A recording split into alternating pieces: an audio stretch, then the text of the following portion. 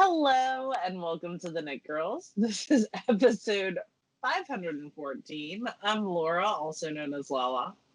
I am Leslie, also known as You Don't Call Me Les. Today is Wednesday, January the 6th, 2021, and it will take me 3 months to get used to saying 2021 and writing it on things. I don't know, sometimes I still write like 1981 on stuff because it's my birthday year, so I just like randomly write it on stuff. Yeah. And it's been a super week. It's been interesting for sure so far.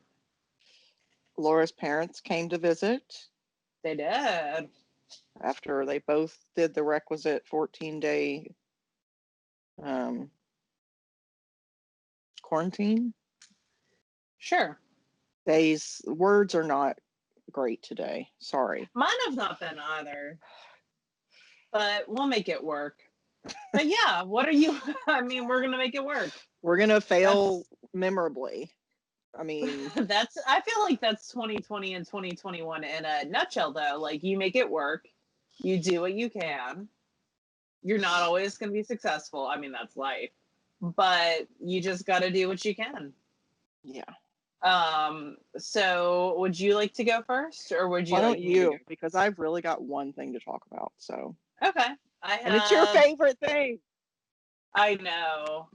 It is my favorite thing. If I could do one thing, I had 3 things to talk about. I had to look at the show notes to see what I had to talk about. So the first thing that I'm working on is actually my toe-up socks out of Spun Farms Little Noon Holiday colorway in the her holiday club. And I think she's got it open where you can put yourself on the wait list. I'm not certain, though. I know she just did a big update where you could pre-order some of her colorways that have. So there were a couple there that I was like, ooh, but I did not order any yarn because I'm in her club and I have a lot of Joanna Spring yarn and I love it. So this was the Tolkien Day colorway. I'm knitting them on size 1 needles. I'm still using the Addie squared. I like them a lot. So I just started the heel increases on these. I got a little bit of work done on them. I had 2 meetings on Monday. Monday was a work day for me. So it was our first day back after holiday break. We had a work day and I had a good bit of meetings. So I got these all the way up to the gusset increases. And I'm using a pattern that is free on Wendy Johnson's website, wendyknits.net. And it has just it's called like sock template numbers. And I'm just using her gusset template numbers. I think I have 56 stitches on here and says 1 needles. So those typically fit me pretty well. And I might have actually gone down on this one. I'll have to do a hard count when Leslie's talking. I'll put it in the show notes. But I think I went down to 56 on these.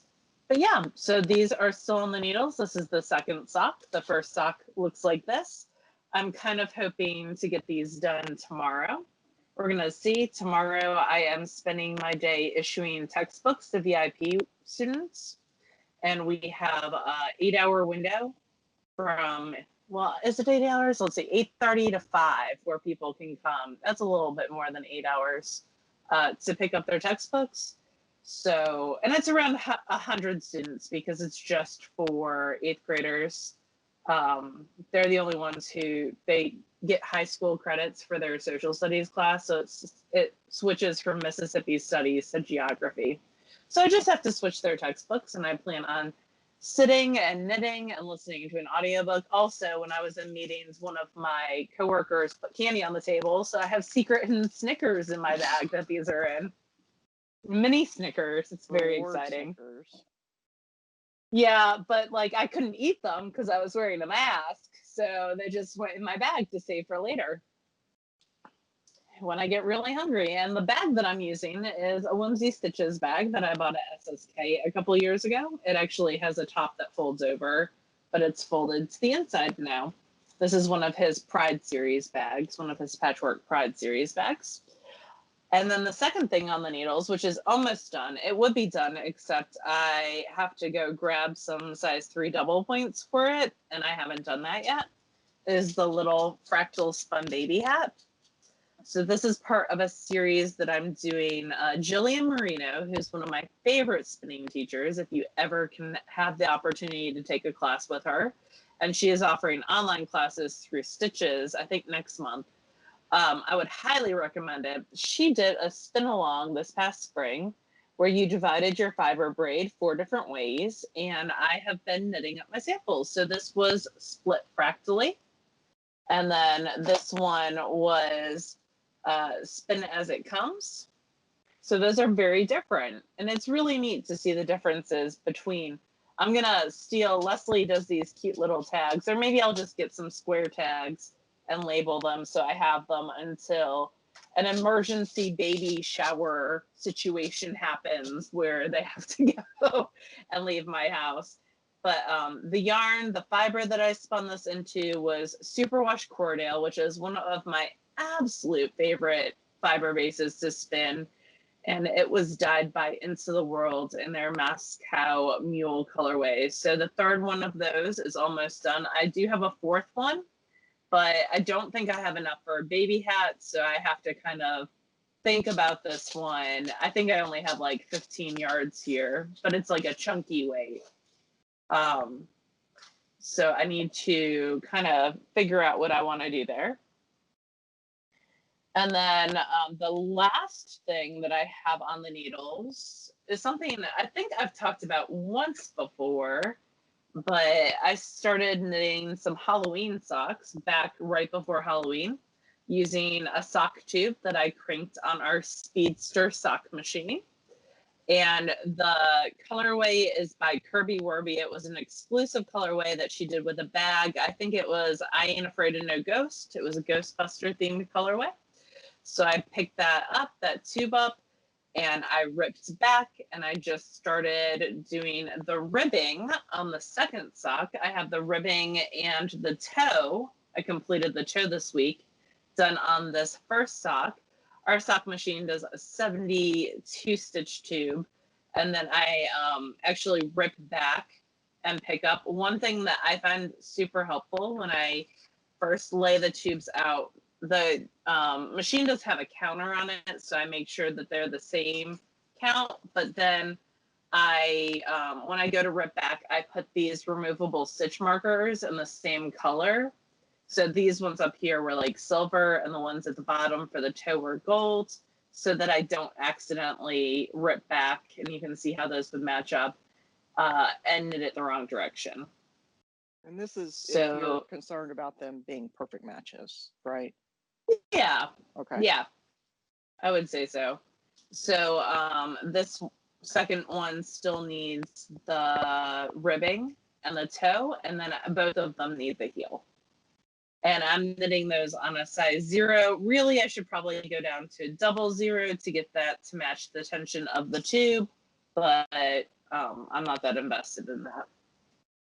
Not for ribbing. And well, I was talking to my friend Becca Wolfbergy, who's an amazing human being, and she was saying that she actually does her ribbing on a size larger needle than a size smaller sometimes with socks because her calves are larger than the leg of her sock, and it just makes more sense. And I was like, that is genius. One cool thing about doing afterthought heels and sock tubes is you can knit things on different size needles throughout the whole thing and just make it so it's very custom to you, which I find really cool. I think that's a cool aspect of it. So those are the 3 things that, and 2 of them don't have bags, like they're just hanging out on my desk. But those are the 3 things that I have on the needles right now. I'm hoping to get through. Oh, that's a lie. My there is a bag for the Kirby Werby. It's I had Whimsy Stitches do a patchwork Halloween bag for me. So he did that for me this fall, and it was living in there.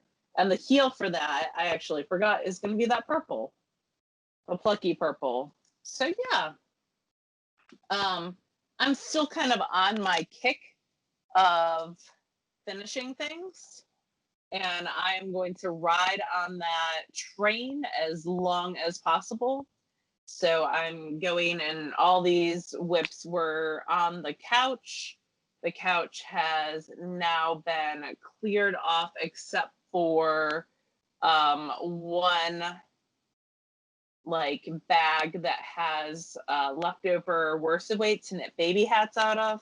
So my couch is clear except for that, and then also a small rope bowl from Star Knits that has some leftover worsted scraps in it as well. So yeah, I went from, I think I had 7 projects on the couch when I got the Friday that I got off for Christmas break, for holiday break, winter break, whatever we're calling it. And now I'm just down to those 2, really. Just exciting. Yeah. Finished a lot of Progress. hats, mittens, I finished a lot of things last week. And I finished one thing this week. So yeah, lots of progress. Guess how many things I've finished? 0, but you do have a work in progress. I do. I know this because I can see it on the show notes because I'm a creeper. Also, I'm drinking hot cocoa tonight because why not? I only have one active thing that I'm working on with crochet knitting. I am working on a sock or a scarf tube thing, but I barely made any progress on it, so I didn't even bring it up. But the thing that I am working on, if you've watched this show anytime in the last couple months, you've seen this before, but it is I'm gonna go with like the last year. Let's say a year. I went for several months where I didn't work on it at all. So it has been a work in progress for about a year, but I'm still saying a year. You can say whatever the hell you want, lady. Also, Leslie and I are teasing with love about this blanket and my hatred of it. Which really just makes me want to go slower, if you're being completely honest. It's not a hatred of the finished object. It's just like, I am sick She's of hearing so sick of hearing about it, yeah. Which I understand. We do this with each other when we have long extended projects. Leslie's sick of hearing about my sweaters, didn't I bet? You're just so close to being done, and you've been so close to being done. But I totally forgot to grab that too. Not even. So the pattern is on Ravelry. It's a free pattern. It's also on the designer's blog. Cherry Heart, Sandra Paul. I don't know if Cherry Heart is like a pen name or company name or something. Name. That's a word. An alias? Yeah, I don't know. Sandra Paul, but it's a free pattern, and it consists of 7 rows of 6 columns, and each column is made up of blocks, and each block has 14 or 16 squares. Were you only supposed to use 2 colors? No, this is just for me, like an ease of looking at, like when I'm assembling. Like, did visually. You make that yourself? Yeah, I just put it into Excel and then organized it and switched out like the numbers that she was using for my color numbers. That sort of thing. I'm gonna say that part's cool. Yeah, well, that's cool. Just this way it makes more sense to my brain. So each row is 112 total squares, and that makes 784 total individual little squares. And in the end, it will be almost 1,600 ends to have woven in. So as far as like seaming into big blocks, so each big block is 16 little blocks. I've got all of that. Well, I don't have all of that. I've got 30 of the big blocks made out of 42 total big blocks. And the other, so I've got 2 of this size of container with individual squares ready to be seamed. They're in groups of 4. So for example, This is the next square. This is number 27. You know, it's really fun finding those Post-it notes all stuck to your dog. Yeah. I try not to leave them at Laura's house. Because Pearl gets some places. And I'm Yeah. like, what were you doing? Rolling in Auntie Leslie's Post-it notes? They come off everywhere. But so I keep them together, and then I seam them all in the same order every single time. And so I've got, like I said, I've got 12 big blocks left to make, but of the smaller blocks, so that's 30 of the smaller blocks, and that's separated into 5 columns. And so, like, this is one column. I've got it seamed into one column. Well, how many more columns do you have to go? There's 7 columns. This is one. So you have one done. Okay, you gotta let me finish though. Okay. This is the only one I brought up with me, because what I'm doing right now is I'm weaving in all these. So once I got to like the 5th or 6th big block, as I was seaming them together, I started weaving in ends as I went. So I didn't have like this huge mess at the end. But this is the first column. So there's a lot of cleanup to do. I've got a bunch of ends to weave in. So that's what I'm working on right now. But I've got 3 of these columns already seamed, like in the vertical direction. I don't have them seamed horizontally up. And then I've got 2 that are ready to be seamed, like the big blocks are made. They just need to be seamed together. So without a whole lot of work, by next week, I could have 5, like, of the 7 columns done and totally seamed together. And then the only thing I'll have left are these, which will, so like, this is a whole column right here. And then I've got another one exactly the same. So I'm hoping to have this done in a month or so. Like, I can see the end. It's still a long way off, but it is in sight at least. Do you know what I heard in my head the whole time you were talking? That Charlie Brown teacher voice. No. The never-ending story. Not inaccurate. Oh, well, I'm glad that you are. I was listening, and I'm glad that you have 5 of almost 7 almost done, and that you're weaving in the ends on those. Yes.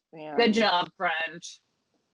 I've got another crochet blanket I want to make, but it's just one big giant granny square. So there's, like, occasionally when you change colors, there's an end to weave in, but it's nothing like this. What yarn are you going to use for that? Stylecraft. I got it from Lovecrafts when it was on, like, it's normally like $3 something a ball, and I got it on sale for right at $2 a ball or something. But yeah, Stylecraft DK, which is a brand I hadn't tried before, and it's acrylic, but it's got, you know, pretty good reviews and long longevity. So I thought it was worth a try. But yeah, so that's all on weaving a blanket on your baby wolf? Wolf pup? Which one do you have? I've got the Wolf Pup, which is a Shocked product. Shocked is an American company based in Colorado, and they make all sorts of crafting tools. Great spinning wheels, great weaving looms, some that are enormous. An amazing Swift. It's our favorite Swift. If we were going to say like one Swift to purchase, if you have it is a little bit of an investment when you compare it to other Swifts, but it's never given me a problem in the, I don't know, how long have we had them? Like almost since they came out, so 7 or 8 years probably. The only issue I've ever had with mine is someone broke a rubber grommet on it at SSK.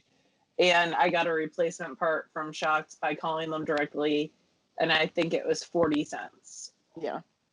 So. So yeah, it's been a lot of crochet this week. I did try some knitting though. Well, I mean, I knit a little bit on that. The cowl. The Pride, scarf cowl thing, but I didn't even bring it up because I didn't make a lot of progress on it. Also, it was really frustrating right before we recorded because I came in here So my craft room is upstairs, Uh-huh. and I don't come up here a ton, believe it or not, except when I'm sewing. Most of the time, if I'm crafting, I'm actually downstairs. It's just like a storage area, and it's where the setup for recording lives, which takes up a lot of space, believe it or not. So I came up here, and I was getting ready to pull up the show notes on the computer because I typed them up when I was downstairs, and my computer wouldn't come on, and I'm like, okay, this is awesome. So I check the connections. I try turning it off and on again. I check it's connected to a UPS, which is a uninterrupted power supply, which is then connected to the wall. So I tried changing connections, like all the basic stuff, and that didn't work. And so I got Michael, and he came in here and took it apart. And What was anyway, wrong? it was one of the ports. So with an uninterrupted power supply, you've got the battery side, and then you've got like your regular live power side. So if you've got a power outage and you've got 5 things on your regular power side and 1 thing on your battery power side, all the things on your live power side go out, and only the thing on your battery powered side stays on because it's got an external battery. Gotcha. Well, something with that stopped working, and I don't know, he came and changed some plugs and stuff, and he put it back in the exact same plug it was in, and magically it worked. So I don't know, we could be recording and this thing could just turn off. It's like a fun adventure. Is it though? Is it really? And so by the time he finally put everything back, I was just like, I'm not going back downstairs to get anything. I'm recording with what I've got. So I do have some sewing to talk about, but I'll talk about it after you've talked about your finished objects and maybe I some just spinning. have 1 finished object. Only 1? Yeah. I mean, it is fairly large, but it is. I still have to weave in the ends, so it's not even done. And well, the ends throughout it are woven in because I did a clasped weft joint because this yarn had lots of knots in it. So this is a blanket that I knit, a baby blanket out of Karen Chunky Cakes. I used 2 of them. I switched like 1, 2, 3, 4. So about each skein, maybe 5. Each skein had around 2 knots. And I think they're around 400 yards each, maybe. Oh, I have the thing. Hold on. I think they're closer to 3. Yeah, they're 300. Okay. You are correct. So it's around 600 total. So yeah, that's done. I just need to weave in 2 ends, give it a nice little wash, and then it is going into the gift basket, like my tub that I use for gifts.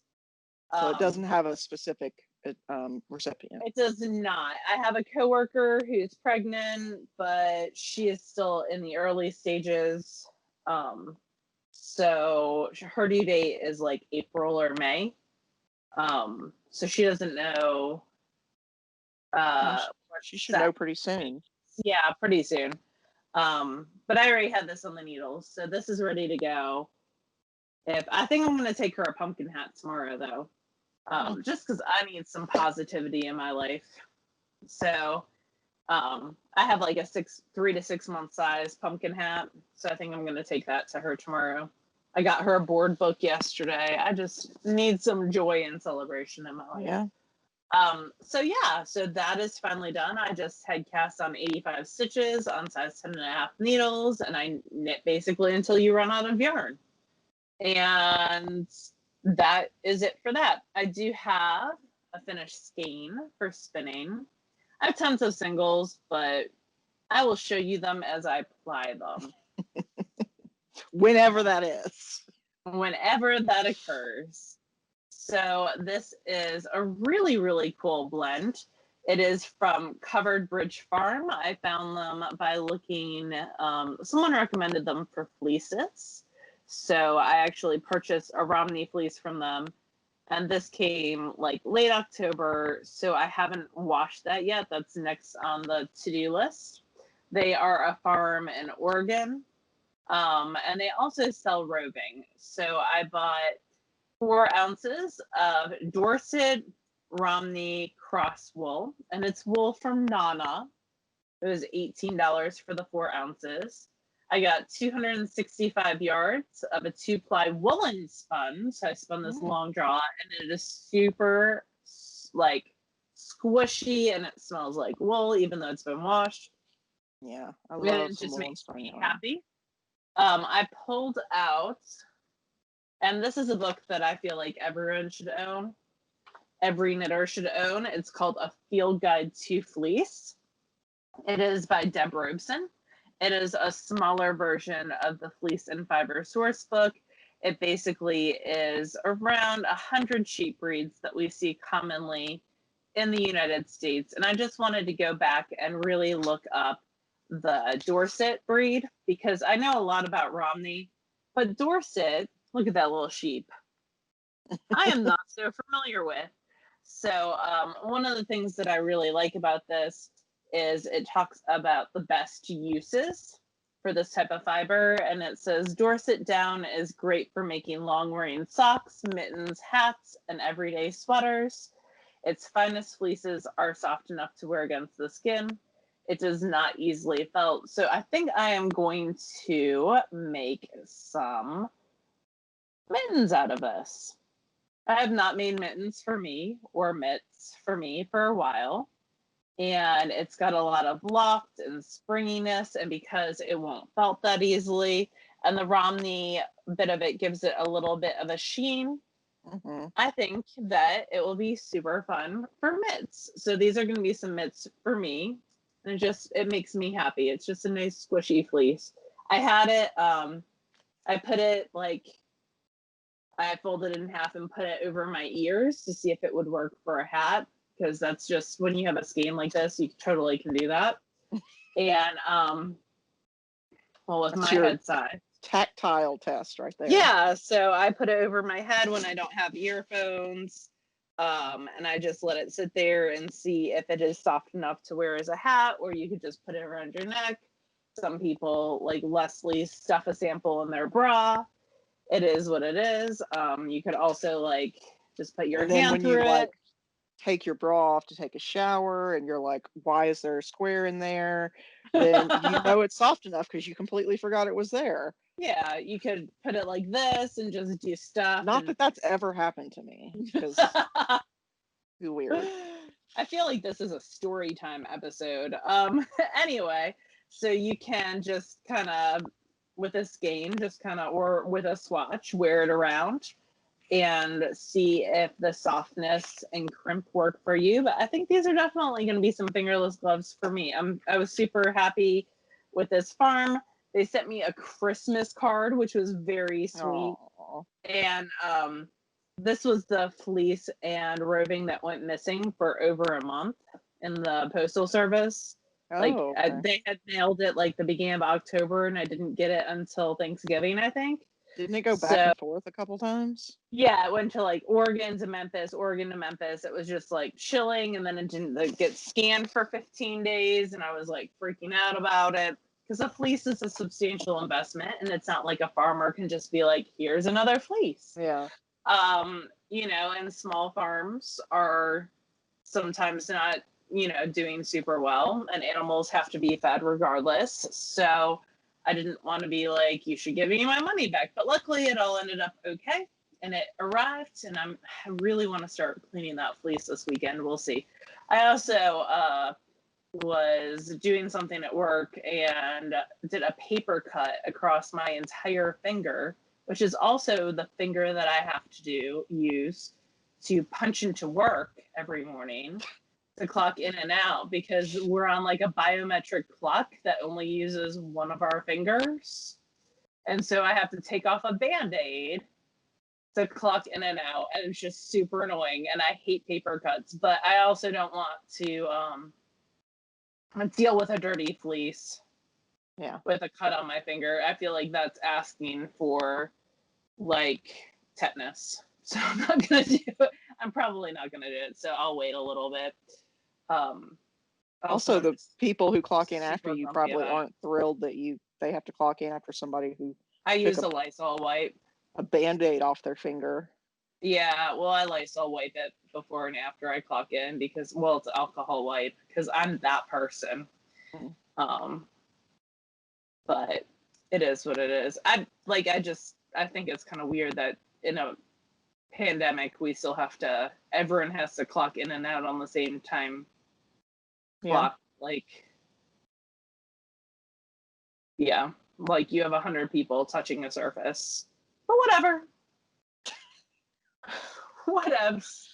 It is what it is. It's fine. But that's it for me for spinning. That's all I got. 265 yards. It'll make a good bit of mittens, plus some leftover, probably for hats. Well, I sort of did the same thing that you did with bringing stuff to other people to try to make yourself feel better. I had a doctor's appointment on Monday. I am on a couple of different anxiety medications and have been for 10 years, maybe. Actually, yeah, it was 2011, right after we started the podcast. I wonder if there's a correlation there. I don't think, maybe it's like because you're friends with me and I'm so awesome that I made you go on anxiety meds. No, I changed jobs about the same time. So no, anyway, because of these anxiety meds, I have to get in-person appointments a couple times a year just to make sure that, I'm not having suicidal thoughts or, any sort of degradation or increase of symptoms or any of that stuff. So the person that I go see, I've actually been seeing since the original prescription for, these meds, who is my nurse practitioner. And she works in Tunica down at our company has an office down in Tunica, Mississippi, where some of the casinos are. I work for a casino company.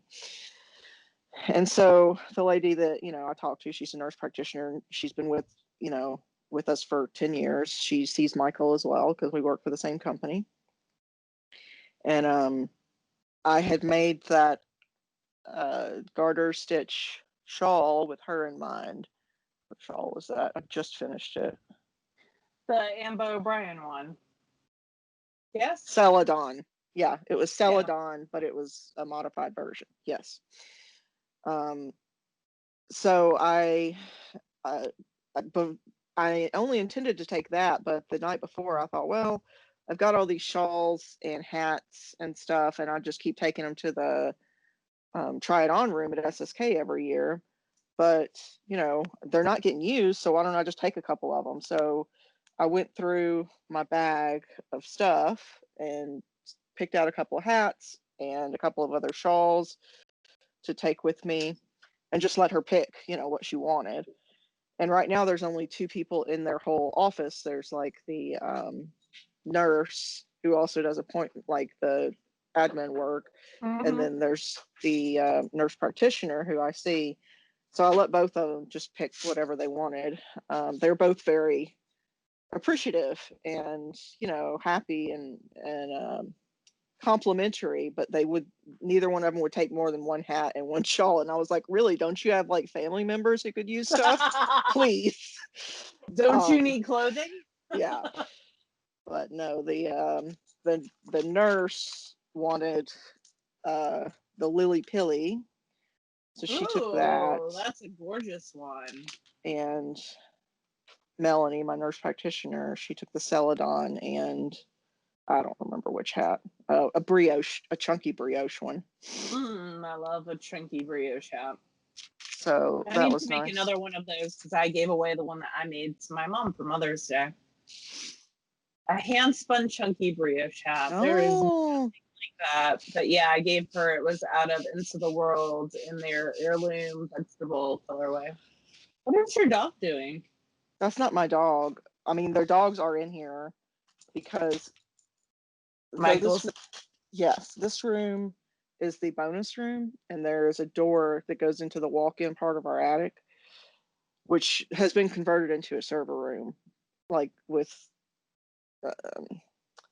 air conditioning, climate control. That's the word I was looking for. And Michael's in there doing something. I don't know what. And so now the dogs are in here. Anytime Michael goes anywhere, this one has to watch over him. And so he just crawls all over my stuff. He has no respect for my stuff. I don't know where Pearl went. But okay, you're on my stuff and I need to get it. Thank you. Oh my God, you just tore this paper that I just printed. Jerk. All right, so I've failed a lot at sewing. So in the interest of transparency, I'll share that with you. One is I'm making couch potato joggers, which was a pattern that was included in the Indie Stitch, which is a monthly sewing thing. And so it has this like French terry, really nice soft fabric, and it's got these inset pockets. Ooh. And it's got elastic and a section where you can put in a drawstring. Yeah, a drawstring, which you do with buttonholes, which is cool.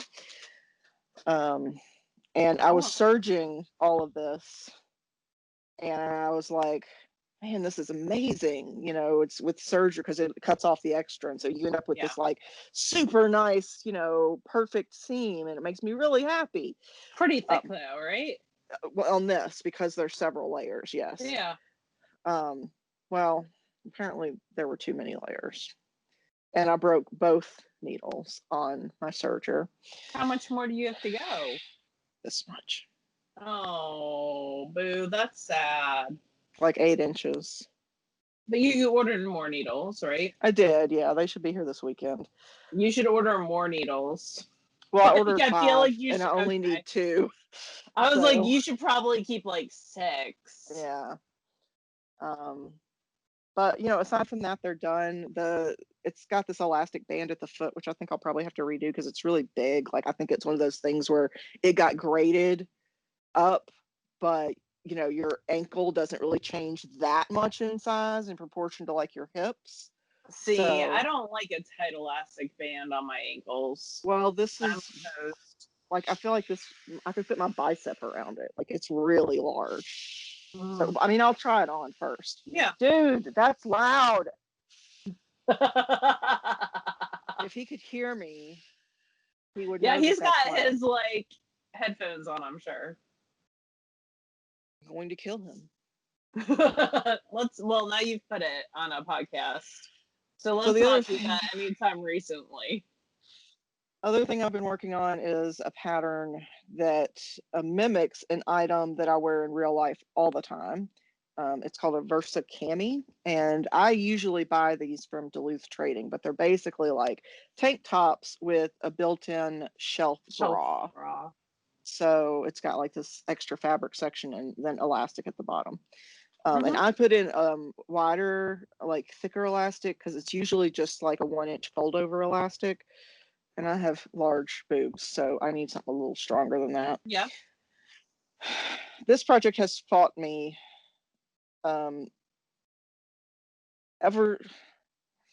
Okay, so the fabric itself is just like a knit, like a jersey. Yeah. No problems with the fabric itself. The binding is all done with fold-over elastic. And somehow, instead of 1-inch fold-over elastic, excuse me a minute.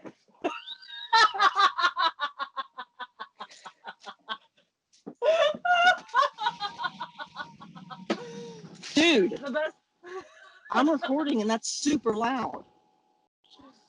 Poor Michael. The best part is like the camera shook. Stop, stop, stop, stop, stop.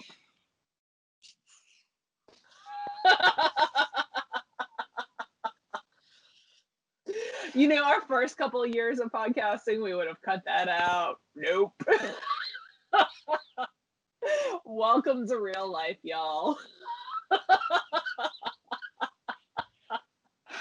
So Hey, so you're making a cami. Was that one of yeah, your box things too?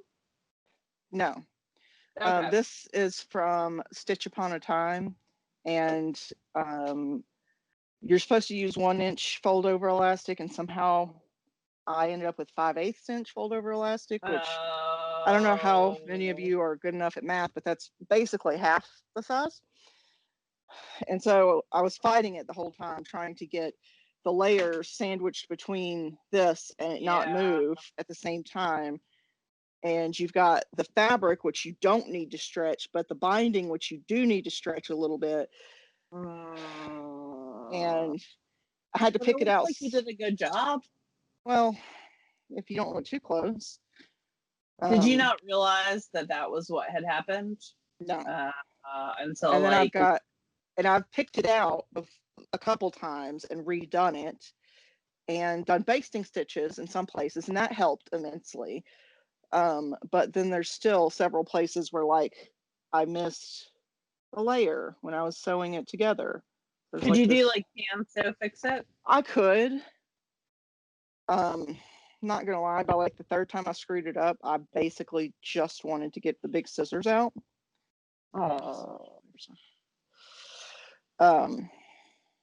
mean, I have stuff that I purchased that have holes like that. So there's another that. big one. So I think what I'm going to do is I do have 1-inch fold over elastic as well. It wasn't something that matched this. So I'm just going to use it and go over the existing because it's going to be inside of it. You won't even see it. Yeah. I just have to make sure to do it close to the inside so I'm not going through all these layers. Yeah. But I wanted to. Or if you want, you can bring it over and I'll seam rip it for you. I'll rip out that elastic for you. These are tiny stitches. Yeah. I like ripping things. It makes me happy. Okay. We'll see how you feel after. You have to bring me a nice seam ripper. That's part of this because I don't own one. Yeah, I've got one from Deerfield Creations. Oh, there you go. That is not a problem. It's just at the top, right?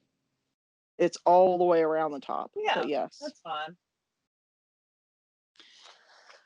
So yeah, that's what I've been working on and failing very hard at lately. Aside from the crochet, I do have other stuff. I'm just not doing very well at it right now. Well, we all have those. I'm doing excellent at yelling at my husband, though. I mean, life goals. I don't have one of those to yell at, so. Pearl got yelled at yesterday. Eloise brought you cookies to my house. Aww. She brought you pizzelles, and they're in like a sealed Tupperware, like one of those little round ones. And you haven't eaten them yet? No, Eloise told me I couldn't, and she told me she was going to text you and tell you that they were here. She did not. And I was like, that's not going to stop me from eating them. But my grandmother already gave me, I have still like 2 tins of pizzelles for my grandmother. Yeah. So now I have 3 tins of pizzelles. So, but anyway, if I get mine before you run out, yeah, I'm probably okay. Also, my parents gave me Sarris's chocolate covered pretzels, which if you are a fan of chocolate covered pretzels, Sarris's is the best. They're in Canonsburg, PA. I highly recommend them. If there's not a pandemic, they have an ice cream shop, which is splendid if you're in the Pittsburgh area. But like Pearl grabbed it, but you know how they have the little like tab section of those, like the Tupperware containers have like a little easy grab tab thing. Yeah. So she grabbed it by that and was like running around with it, and I was like, because she thought it was a toy apparently. She didn't try to eat it then. No, she was just running around with it, but it was in the middle of a Zoom yesterday, and I was like, what are you doing? So like I yelled at my husband. Pretty much. Less, you're being loud, and what is happening right now? More what is happening right now. But yeah, I am reading a really creepy middle grade book. Like, super creepy. Also, my computer just decided it wasn't going to do anything. It is a middle grade, so like I would say 5th grade, 6th grade, 7th grade, 8th grade maybe. and it's called Whispering Pines. And it is about this town where several children go missing a year, but now they're just losing their eyes. Like, Oh, that's better. Coming and taking their eyes out. And it is creepy. I am 50 pages in, and like the prologue, the first like pre-chapter, the kids are playing hide and go seek and something comes after them, and I'm like, oh. So that might be a good read aloud. But yeah, it's a town that has missing children with missing eyes, sinkholes, and something else weird. And the main character moves there because her father has gone missing, and her mother is kind of checked out because of that. So yeah, it's super creepy, but my students often enjoy super creepy reads. Like The Seeker has been super popular in our library this year, so much so that I can't get my hands on it to read it. So I don't know what that is also on the list. Is that a popular book right now? It is. It is a horror book. It's also middle grade. The author is from Tennessee, and it is about a boy. The main character is a boy, and he and his friends were playing hide and go seek a year ago, and one of them disappears and then reappears a year later. I feel like this is a PSA against hide and seek. One by one, the children start disappearing. They're taken to an alternate realm where there is a seeker who is not super kind. Oh. Yeah. Not stealing eyes. I mean, he could be. I don't know. I haven't read it. So all this week's story is hide and seek is a great premise for a middle grade horror book. I'm also still listening to Wildfire. I listened to it for 3 hours at work today. The internet was down, and so I sat, and all my hardcover books get plastic covers put on them. So luckily I put 90 new books in the system yesterday and printed all the barcodes. So I basically did all the processing for those. So I listened to Wildfire on my headphones with a mask on as that was happening, and sent Leslie a lovely picture of me doing that. But yeah, that's it for me. And Wildfire is an adult male-female romance. Whispering Pines is middle grade, so like 5th grade through 8th grade horror. Also, there's a suspicious company that is helping the people who have their eyes removed. I'm not certain that helping is what they are doing. How do you help someone who's had their eyes removed? Well, it's a scientific research facility. Oh. So they're trying to find a cure or something. That seems very convenient. Yeah, I feel like that is too. I mean, it is a middle grade book. Yeah. So I'm like, and like the name of the company it's something green, and it makes me think of Solvent Green, which my children are too young to get that reference. But yeah, it's Soylent Green. Soylent, yeah, Soylent Green. Thank you. I'm too young to get that reference too, apparently. Oh my gosh, we were talking about historic events today because a pretty historic event happened in the United States today. And one of my coworkers told me she was in middle school when 9/11 happened, and it made me feel very, very old. Yeah. So there. That's it for me. What have you been reading? For reading, I reread the first, and now I'm on the second of the Militus and Mage series, which is a male-female sort of sword and sorcery fantasy. So I just started the second one of that. I think there's 3 out right now. And I'm listening to the Soulbound series by Haley Turner, which is male, like urban fantasy. Yeah. Have you read her other series, the Meta Human series? You know, I like noise. It's my favorite. I have not read that one, but you've recommended it to me before. It is more of a dystopian, but also very good. Well, I'd read this one like on Kindle. I think up to the third. I think the fourth or fifth just came out. I think it was the fifth that just came out, and I didn't have time to read both, and I was interested, so the Haley Turner ones are on Kindle Unlimited, so little trick that I did was I don't know how much of a trick it is, but I borrowed the book from Kindle Unlimited, and then you can get the Audible for like $7. Oh, and then you can return the book. That's smart. So yeah, I'm on the second one of that. I'm almost done with it, of the second one in the series, and I will move on to the third. Cool. I think that's it for me. Is there anything else that you need to talk about? We're going to discuss crafting goals next time, I think. I think we said that last time, but I think we're going to discuss that, or just goals in general next time. Yeah, I mean, I don't tend to do resolutions or anything, but there are a couple of sort of fuzzy goals that I've got for 2021 that, I'm okay if I don't meet them, but I would like to. Yeah. Yeah, I think that's it. Thank you for sticking with us this long. If you have, you've heard me yell at dogs and humans and heard all sorts of fun noises on this end. Sorry.